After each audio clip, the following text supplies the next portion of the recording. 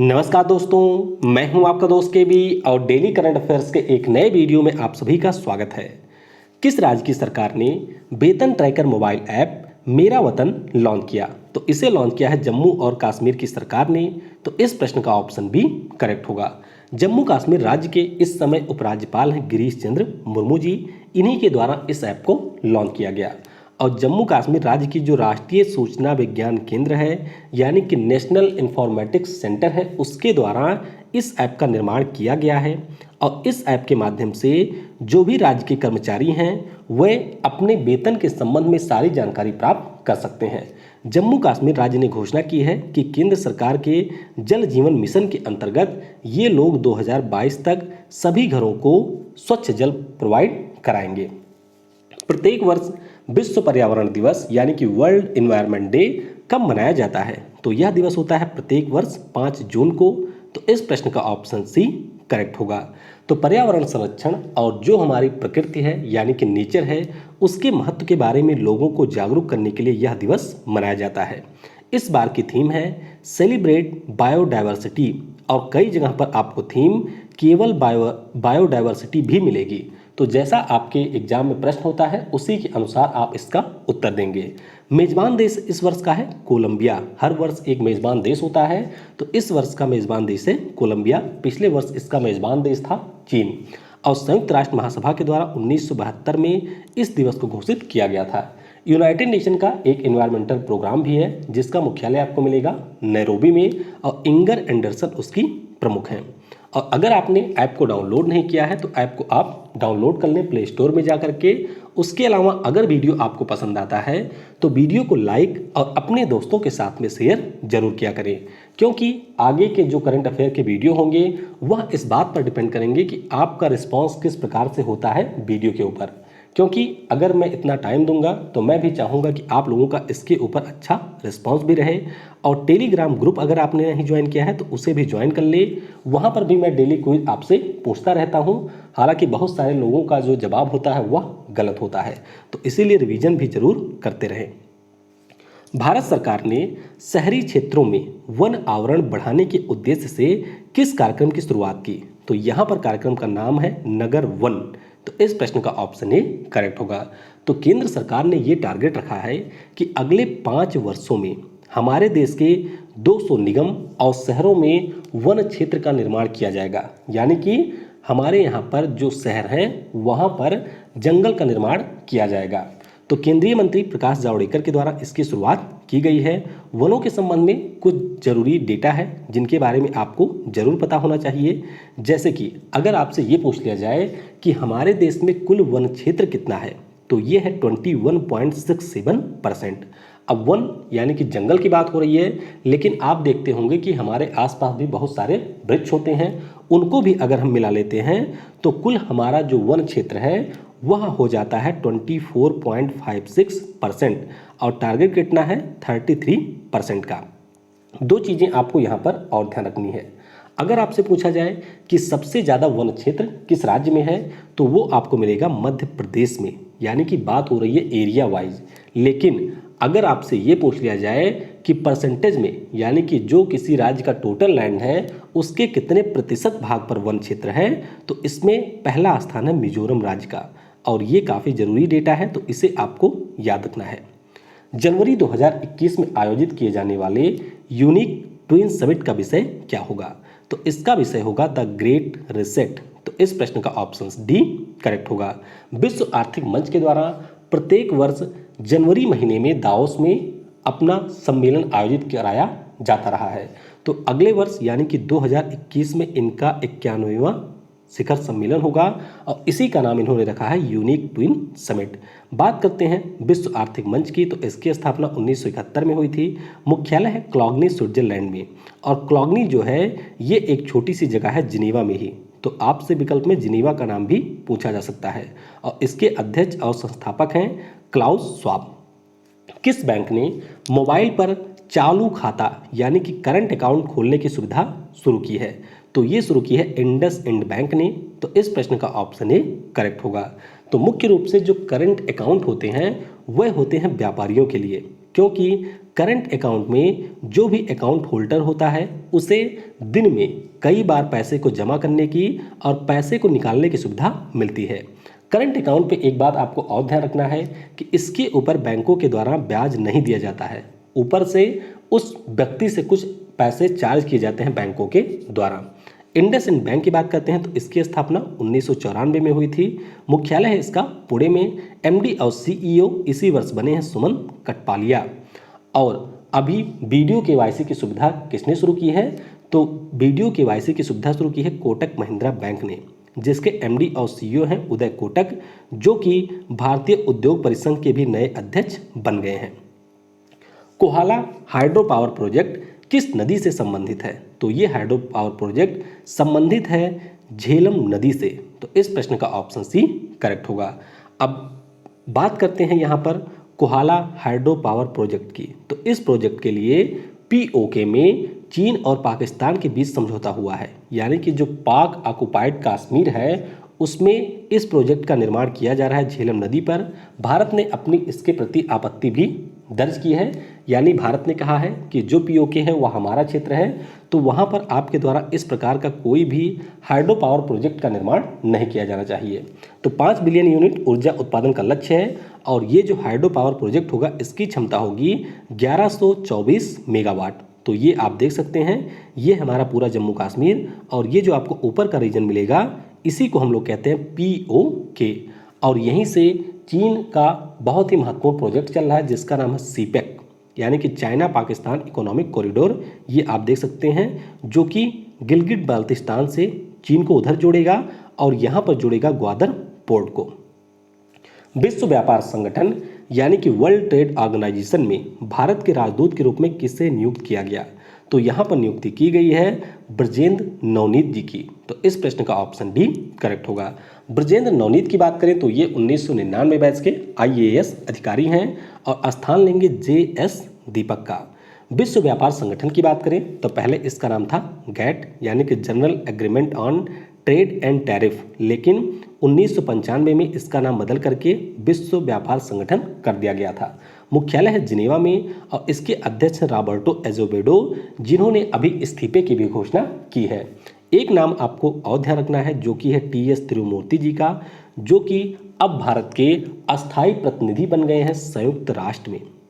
सौम्या स्वामीनाथन की बात करें तो ये मुख्य वैज्ञानिक है WHO की, और जो हमारे थे MS स्वामीनाथन उन्हीं की पुत्री हैं सौम्या स्वामीनाथन जी।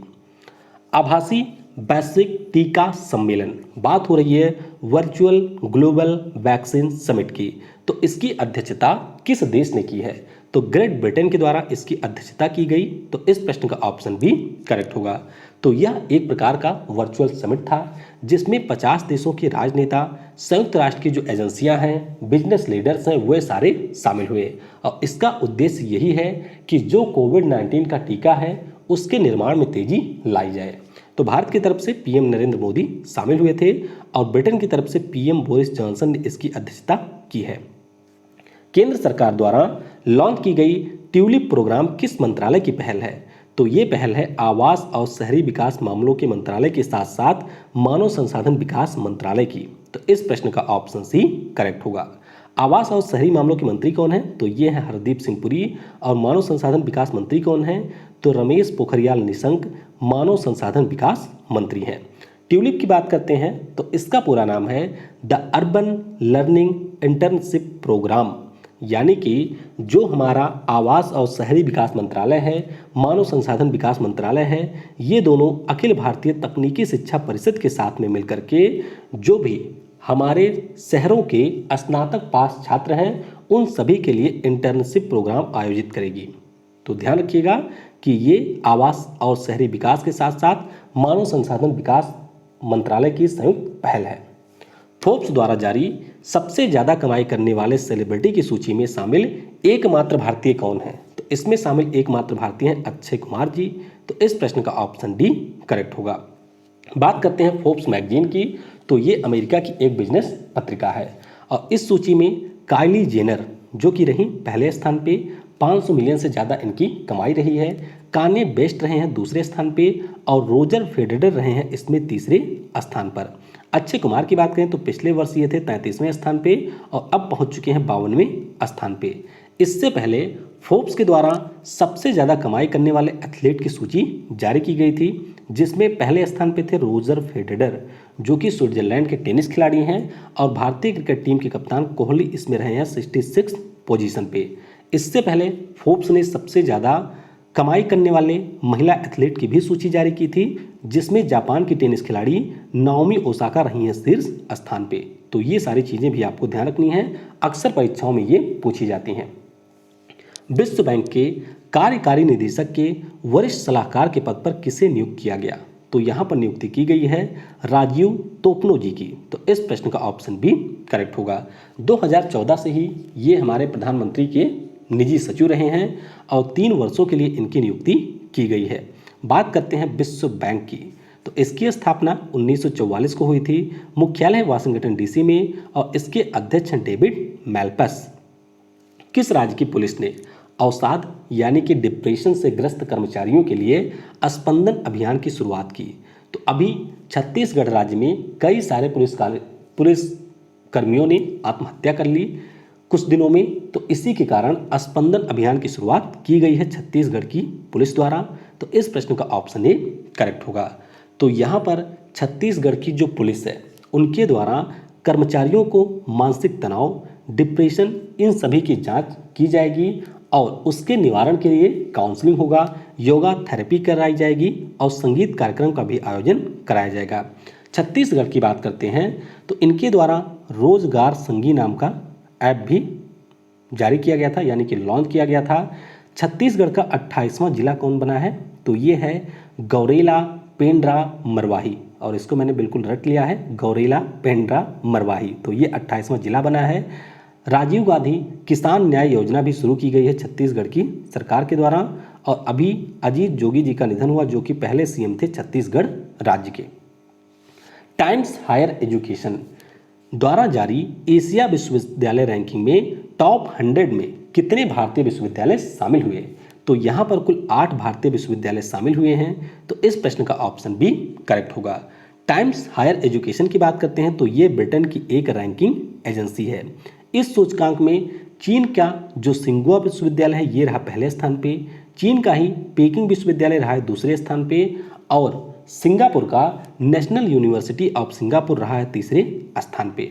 भारतीय संस्थानों की बात करते हैं तो IISc बेंगलुरु यानी कि Indian Institute of Science Bengaluru 36वें स्थान पे है, IIT रोपड़ 47वें स्थान पे रहा, IIT Indore 55वें, IIT Kharagpur 59वें, IIT Delhi रहा 67वें स्थान पे, और इन 8 में से 6 IIT संस्थान हैं जो कि इस रैंकिंग में शामिल हुए। एथलेटिक्स फेडरेशन ऑफ इंडिया ने किस खिलाड़ी को खेल रत्न पुरस्कार के लिए नामित किया है? तो यहाँ पर नामित किए गए हैं भाला फेंक के खिलाड़ी नीरज चोपड़ा। तो इस प्रश्न का ऑप्शन ए करेक्ट होगा। तो नीरज चोपड़ा हरियाणा से भाला फेंक के यानी कि जेवलिन थ्रो के खिलाड़ी हैं, और 2018 में जो एशियन गेम्स हुए थे और कॉमनवेल्थ गेम्स हुए थे इनमें इन्होंने स्वर्ण पदक जीता था। इसके अलावा दूती चंद हैं, अर्पिंदर सिंह हैं, पीयू चित्रा हैं, मंजीत सिंह हैं, इन्हें अर्जुन अवार्ड के लिए नामित किया गया है। तो आपको केवल खेल रत्न पुरस्कार के ऊपर फोकस करना है। अब कई सारे अन्य खिलाड़ी भी हैं जिनको खेल रत्न पुरस्कार के लिए इस वर्ष नामित किया गया है। तो आइए एक बार मैं उनके नामों को आपको रिवाइज करवा देता हूं। सबसे पहले बात करते हैं रेसलिंग की। तो रेसलिंग में नामित की गई है विनेश फोगाट। कौन है? विनेश फोगाट। बात करते हैं क्रिकेट की, तो क्रिकेट में नामित किए गए हैं रोहित शर्मा। हॉकी की बात करते हैं तो यहाँ पे नामित कौन की गई हैं? रानी रामपाल। इसके अलावा अगर हम लोग बॉक्सिंग की बात करते हैं तो बॉक्सिंग में 2 लोग नामित हुए हैं, एक तो हैं अमित पंघाल और दूसरे हैं विकास कृष्णन यादव। और निशानेबाजी की बात करते हैं यानी कि शूटिंग की, तो इसमें अंजुम मौदगिल नामित की गई हैं खेल रत्न पुरस्कार के लिए। राजीव गांधी खेल रत्न पुरस्कार के बारे में आपको ये ध्यान रखना है कि खेल के क्षेत्र में यह सर्वोच्च सम्मान है, भारत में दिया जाने वाला सर्वोच्च सम्मान है, और सबसे पहले विश्वनाथन आनंद को इससे सम्मानित किया गया था। 1991-92 में इसकी शुरुआत की गई थी। अगला प्रश्न है, RBI ने कितनी प्रारंभिक राशि के साथ पेमेंट इंफ्रास्ट्रक्चर डेवलपमेंट फंड बनाने की घोषणा की? तो यहाँ पर ये जो पूरा फंड होगा 500 करोड़ रुपए का होगा, और इसमें RBI ने 250 करोड़ का योगदान दिया है। तो इस प्रश्न का ऑप्शन सी करेक्ट होगा, डी करेक्ट होगा, लेकिन ध्यान रखिएगा 250 करोड़ का योगदान दिया है। तो 500 करोड़ की राशि होगी, जिनमें से 250 करोड़ आरबीआई ने दिया है और बाकी जो होगा वह कार्ड जारी करने वाले जो भी बैंक हैं या फिर कार्ड नेटवर्क का संचालन करने वाली कंपनियां हैं, जैसे कि वीजा हो गया या रुपे हो गया या फिर मास्टर कार्ड हो गया, इनके द्वारा दिया जाएगा। तो इसके अंतर्गत बस सिर्फ आपको इतना ध्यान रखना है कि जो हमारे यहाँ पर पेमेंट की पूरी अधोसंरचना है उसको और बेहतर बनाया जाएगा, जिससे ऑनलाइन ट्रांजैक्शन को बढ़ावा दिया जा सके। आरबीआई की बात करते हैं तो इसकी स्थापना 1 अप्रैल 1935 को हुई थी। मुख्यालय है मुंबई में। अध्यक्ष इसके हैं 25वें नंबर के शक्तिकांत दास। अनवर सागर, जिनका हाल ही में निधन हुआ, प्रसिद्ध कौन थे? तो ये एक प्रसिद्ध गीतकार थे और अभी इनका निधन हुआ है। इसके अलावा आपको नाम ध्यान रखना है बसु चटर्जी का, जो कि फिल्म निर्माता थे, इनका भी निधन हो गया है। तो ये रहा आज का करंट अफेयर। चलिए अब हम लोग कल के प्रश्नों का उत्तर जान लेते हैं। किस राज्य के द्वारा खेलों को उद्योग का दर्जा दिया गया? तो जिससे खेलों में इन्वेस्टमेंट आए, रोजगार जनरेट किया जा सके, और ये दर्जा दिया है मिजोरम राज्य की सरकार ने। तो कई सारे लोगों ने मणिपुर दिया था, तो इसीलिए मैं आपसे बार बार कहता हूं कि आप रिवीजन जरूर किया करें। नोट्स अगर आप नहीं बना पाते हैं तो ऐप पे आप जाएंगे, तो ऐप पे आप सीधे मंथली करंट अफेयर पर क्लिक करेंगे तो वहाँ पे आपको मंथ वाइज जनवरी फरवरी का daily current affair as it is मिल जाएगा, जैसे यहाँ पर स्लाइड में रहती है। और वहाँ पर आप आसानी के साथ में एक बार में कम से कम 10 दिनों के करंट अफेयर तो रिवाइज कर ही सकते हैं।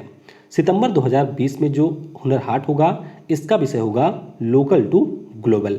द इकाबाग नाम की जो पुस्तक है, इसकी लेखिका है जेके रॉलिंग, यूके की हैं, और इन्हीं के द्वारा हैरी पॉटर सीरीज की सारी पुस्तकें लिखी गई हैं। किस राज्य के द्वारा लाख की खेती को कृषि का दर्जा दिया गया? तो ये दिया गया है छत्तीसगढ़ के द्वारा। एनडीबी की बात करते हैं तो एनडीबी के नए अध्यक्ष बन गए हैं मार्कस ट्राइजो, और ये हैं ब्राजील के। अगर आप सर्च करेंगे एनडीबी चेयरमैन के बारे में तो एक नाम और आता है जो कि है नेशनल डेवलपमेंट बोर्ड का, तो वो श्रीलंका का है। उसके कोई नाम थोड़ा सा अटपटा सा मुझे याद नहीं है, तो ध्यान रखिएगा एनडीबी के बने हैं मार्कस ट्राइजो, जो कि हैं ब्राजील के। आज के वीडियो से आपके लिए प्रश्न है, विश्व बैंक की नई मुख्य अर्थशास्त्री का नाम क्या है? जूस किस स्पेस एजेंसी का मिशन है? टिकटॉक कंपनी के अध्यक्ष कौन बनाए गए हैं? रिमूव चाइना ऐप, ये इसका निर्माण किस भारतीय स्टार्टअप के द्वारा किया गया है? और जो यूनाइटेड नेशन सिक्योरिटी काउंसिल है, इसमें अस्थायी देशों की संख्या कितनी है, यानी कि अस्थायी सदस्य देश कितने हैं? और आज शाम की जो वीडियो होगी उसमें हम लोग नासा के और इसके अलावा अन्य स्पेस एजेंसियों के जो आगामी महत्वपूर्ण मिशन हैं उनके बारे में डिस्कस करेंगे। तो वीडियो को समय देने के लिए आप सभी को बहुत बहुत धन्यवाद। Thanks for watching. जय हिंद, जय भारत, और सबसे जरूरी, पढ़ेगा भारत तो बढ़ेगा भारत।